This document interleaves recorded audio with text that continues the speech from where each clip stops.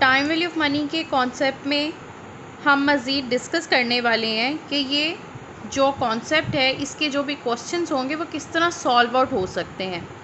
पहले तो ये डिफरेंट फार्मूलाज हैं, इसमें हम वो डिस्कस करेंगे कौन से फार्मूलाज हैं। उसके बाद इंटरेस्ट फैक्टर टेबल है, उसकी मदद से भी हम इन क्वेश्चन को सॉर्ट आउट कर सकते हैं।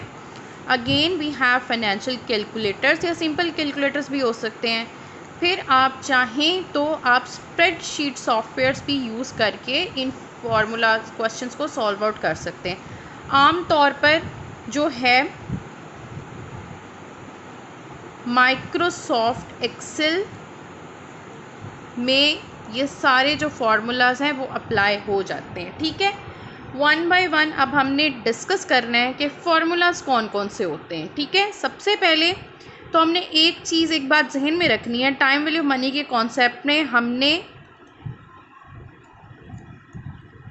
फ्यूचर वैल्यूज़ फर्स्ट और प्रेजेंट वैल्यूज़ के कॉन्सेप्ट को डिस्कस करना है, फ्यूचर वैल्यूज़ और प्रेजेंट वैल्यूज़। इसके बाद हम बात करेंगे एन्युटीज़ की। ठीक है, ऑर्डिनरी हैं, एन्युटी ड्यू है, ये क्या होती हैं, ये कब यूज़ होती हैं, इनको पहचानने की जो पहचान इनकी जो है वो कैसे की जाती है। ठीक है, फ्यूचर वैल्यूज़ होगी, प्रेजेंट वैल्यूज़ होगी।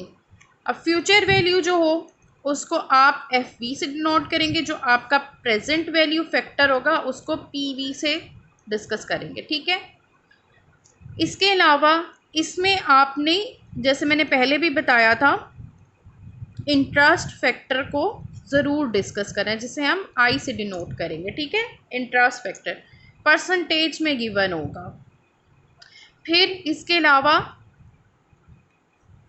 नंबर ऑफ ईयर्स यानी टाइम पीरियड आपने ये भी इसमें डिस्कस करना है। ठीक है, जिसको हम N से डिनोट करेंगे। एक क्वेश्चन एग्जाम्पल है, उससे हम इसको डिस्कस करेंगे। You borrowed $10,000 from a bank and you agree to pay off the loan after 5 years from now and during that period you pay 13% interest on loan. ठीक है, आपने उधार लिया था बैंक से, ठीक है, $10,000 का। ठीक है, और आप उसके बाद 13% इंटरेस्ट रेट पे आप एग्री हो गए जी आप इसको पे बैक कर देंगे, लेकिन कब? टाइम पीरियड जो है उन्होंने बताया कि 5 years। टाइम पीरियड यानी N जो गिवन है वो 5 years। इंटरेस्ट कितना हो गया हमारे पास? 13%। और जो अमाउंट है हमारी वो कितनी होगी आपकी? 10,000। ठीक है, अब हम एक टाइमलाइन ड्रॉ कर लेंगे इसमें समझाने के लिए। आज जो हमने उधार ली अमाउंट जी वो कितनी थी? आज 10,000 ज़ीरो पे। उसके बाद कितने? 1 year, फिर 2 year, फिर हमने 3 year पूरा करना है, फिर 4 एंड फिर 5। ठीक है, 5 साल तक।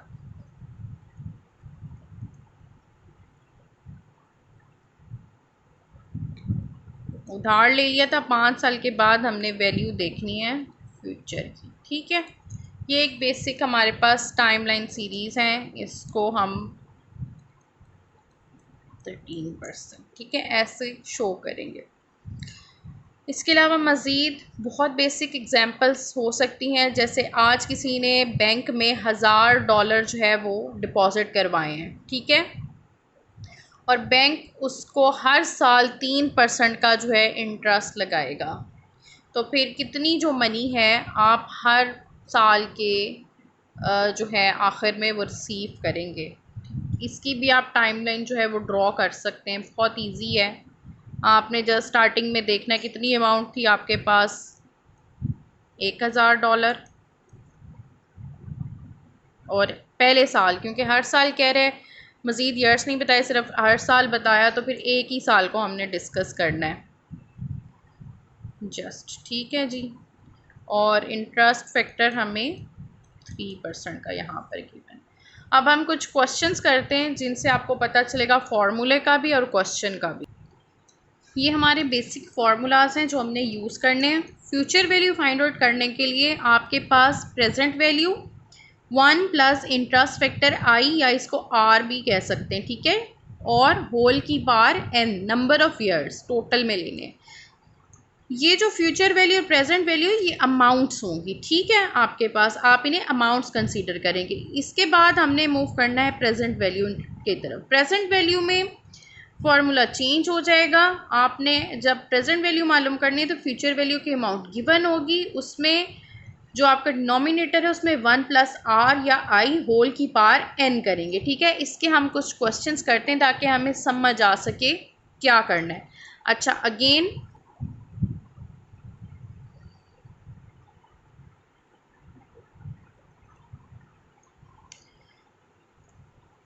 इसमें 3-4 कुछ बातें हैं जो डिस्कस करना ज़रूरी हैं। अगर तो आपको कहा जाता है कि आपने क्वार्टरली कंपाउंडिंग करनी है टाइम पीरियड की, ठीक है, तो आप क्या करेंगे, आपका जो रेट ऑफ इंटरेस्ट होगा उसे 4 से डिवाइड कर देंगे। अगर आपको कहा जाए कि आपने मंथली कंपाउंडिंग करनी है तो जो आपका रेट ऑफ इंटरेस्ट होगा उसे आपने 12 मंथ से डिवाइड कर देना है। और अगर वो आपकी डेली कंपाउंडिंग की तरफ बात करें तो आपने अपना जो नंबर ऑफ़ ईयर्स है उसको आपने 365 जो डेज़ होते हैं हमारे उनसे आपने डिवाइड कर देना है, ठीक है। ये क्वेश्चन में ही आप उसको देखेंगे कैसे हमने उसमें करना है। ये क्वार्टरली टाइम पीरियड 4, मंथली 12 का, डेली 365 का, और 1 ईयर का वो सेम ही रहता है, ठीक है। अगेन कुछ ऐसे सीरीज़ होते हैं जिसमें आप अगर क्वार्टरली 4 आपको कहा गया है तो आपने डिवाइड करके उसके बाद फिर आपने अगेन आपने जो पार होगी, नंबर ऑफ़ ईयर्स होते हैं, उनको भी आपने मल्टीप्लाई कर देना है, ठीक है। हर नंबर को अपना जो अगर मंथली कहा है, अगर क्वार्टरली कहा है, उसी टाइम पीरियड से आपने मल्टीप्लाई भी कर देना है, ठीक। एक हमारे पास एग्जाम्पल है, इन्वेस्ट $100 एट 5% पर year for 4 years. Number of years कितने, 4, इंटरेस्ट फैक्टर 5 का, और अमाउंट कितनी है, 100। ये कह रहे हैं कि जी इन्वेस्ट आप करें 4 सालों के लिए 5 साल के इंटरेस्ट रेट के ऊपर, ठीक है। तो आपको 5 साल के बाद कितनी जो है वो वैल्यू रिसीव होगी। अब 5 साल के बाद बता दिए कि कितनी रिसीविंग होनी है, ये हमें नहीं पता, हमें जस्ट ये पता है आज की अमाउंट। आज की जो अमाउंट होगी वो हमारी प्रेजेंट वैल्यू होगी, ठीक है। प्रेजेंट अमाउंट है हमारी $100, इंटरेस्ट हो गया 5, और नंबर ऑफ़ ईयर्स हमारे हैं जी 4, ठीक है। इसको हमने पहले हम टाइमलाइन जो है वो ड्रॉ कर लेंगे ताकि समझने में आसानी हो। 0 से स्टार्ट करेंगे, 0 टुडेज़ टाइम पीरियड, आज का, ठीक है। इसके बाद 4 ईयर्स पूरे करने हैं, 2, 3, 4। पहले साल में हमने कितनी प्रेजेंट वैल्यू हमारी जी 100, ठीक है। और इस पे इंटरेस्ट फैक्टर कितना लगा है जी 5% का। 5% को आप 0.05 कर लेंगे, जो डेसिमल है वो आपने रिमूव करके परसेंटेज आपने रिमूव करके डेसिमल पॉइंटिंग में लेकर आना है, ठीक है। ऐसे उससे आप सारा मल्टीप्लाई करते जाएंगे, ठीक है। अब आपका काम थोड़ा सा कैलकुलेटर का है, आप वैसे भी कर सकते हैं, मैं समझाने के लिए कैलकुलेटर पे बताऊंगी। अब ये देखें, पहले जो हमारा ईयर है वो हमारा, आज हमने इन्वेस्टमेंट किया 100 की, ठीक है। रेट कौन सा है जी 5, यानी 0.05। आपने क्या करना है, जस्ट 100 मल्टीप्लाइड 0.05, ये आ गया आपका 5, यानी $5। इंटरेस्ट ऐड करते जाना है हमने, $5, ठीक है। ये ऐड हो गया किस में, इस 100 में, ठीक है। 100 में प्लस कर देंगे ये वाले डॉलर, ठीक है। आप 100 प्लस 5 कर देंगे तो 105। आपका अगले साल 1 ईयर में कितना हो जाएगा, 105, ठीक है। हम ये डिस्काउंटेड जब अमाउंट हमने मालूम करनी होती है तब भी हम ऐसे ही कैलकुलेट करते हैं, ओरिजिनल अमाउंट का डिस्काउंट जो परसेंटेज है वो लेकर उसको उस ओरिजिनल अमाउंट से हम लेस कर देते हैं। लेकिन यहाँ पर हमने क्या करना है, डिस्काउंटेड रेट लेके ओरिजिनल अमाउंट में हमने ऐड कर देना, क्योंकि हमारे फॉर्मूला में भी ये गिवन है 1 + i। ठीक है, अच्छा उसके बाद अगेन फिर 105, अब 100 में नहीं ऐड करना, ईयर बढ़ गया हमारा, नेक्स्ट ईयर में आ गया। अब 105 पे ही हम 5% अप्लाई करेंगे।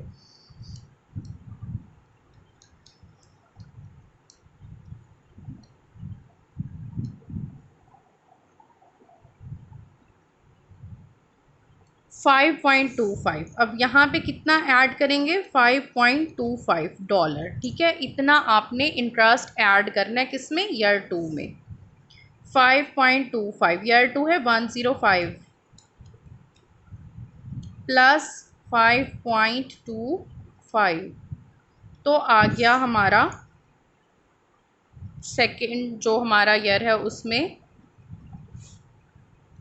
110.25। ये जो अमाउंट्स हैं सारी ये भी डॉलर में ही आ रही है। ठीक है, अब अगेन थर्ड ईयर की तरफ मूव करेंगे तो थर्ड ईयर 100 रुपये में नहीं आपने लेकर जाना, वो आपका इसी 110.25 इसमें आपने ऐड करते जाना इंटरेस्ट फैक्टर। ठीक है,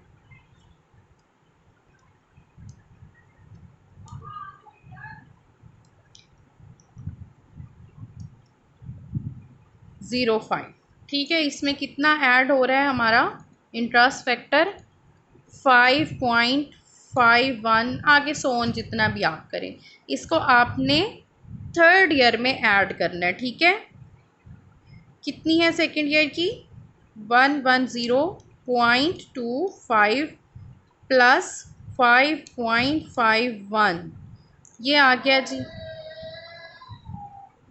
115.76। ठीक है, अब लास्ट हमारा फोर्थ ईयर रह गया। ठीक है, अब इसी में आपने ऐड करना है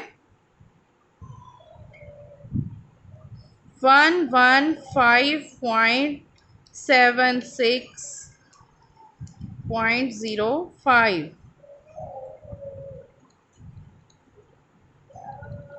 788 आप इस राउंड ऑफ भी कर सकते हैं, 9 भी करते हैं। ठीक है, इसको आपने इस थर्ड ईयर में आपने ऐड कर देना। ठीक है, 115.76 plus 5.79, you will have $1 to 1.55। ये सारी आपकी फ्यूचर की अमाउंट्स निकल आई हैं। ठीक है, फ्यूचर की अमाउंट्स ये कैलकुलेटर से मैंने बता दिया। अब आप इसे ऐसे फॉर्मूला में पुट करके भी देख सकते हैं जी। 1 + i और नंबर ऑफ ईयर्स क्या है, प्रेजेंट वैल्यू कितनी जमा कराई थी, $100। ठीक है, 1 constant vector, rate of interest कितना है 0.05 और नंबर ऑफ पीरियड्स कितने आगे आपके पास, पहले 1 साल का पहले करते जाएं, या कंबाइंड भी आप 5 की यहाँ पार लगा के भी करेंगे तब भी आंसर सही आएगा। आप सिंगल भी करके देखें, पहले 5 साल में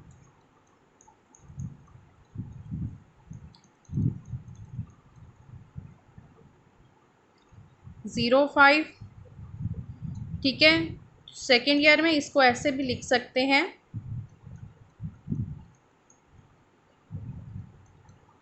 इसको ऐड कर लें 1 + 0.05 1.05।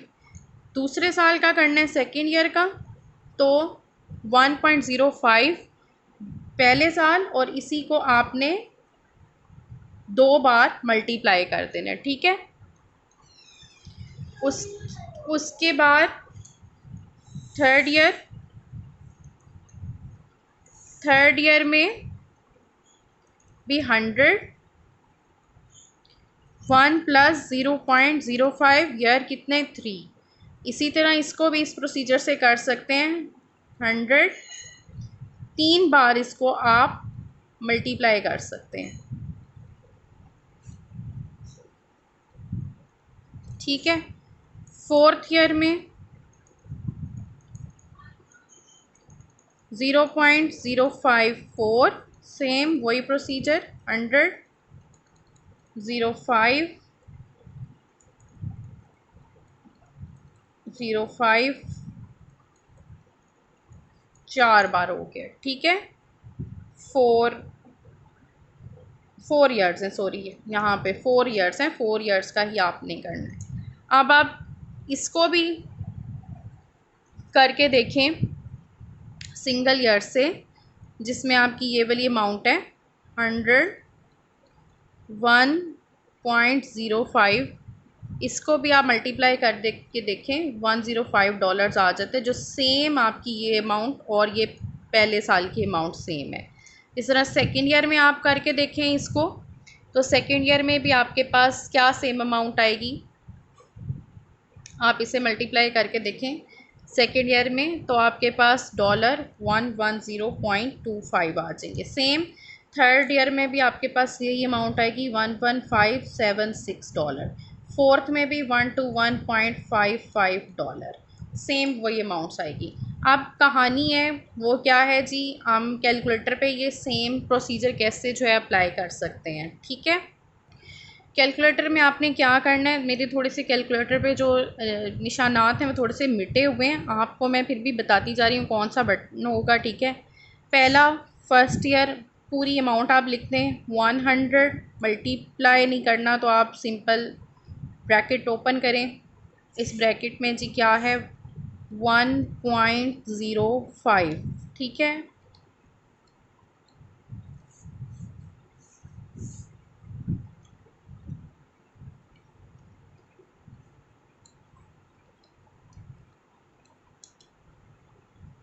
अब पावर का बटन आपने कौन सा यूज़ करना है, यहाँ पे इस तरह का एक बटन होगा ऊपर मिटा हुआ है, ये है, ये देखें आ गया इधर।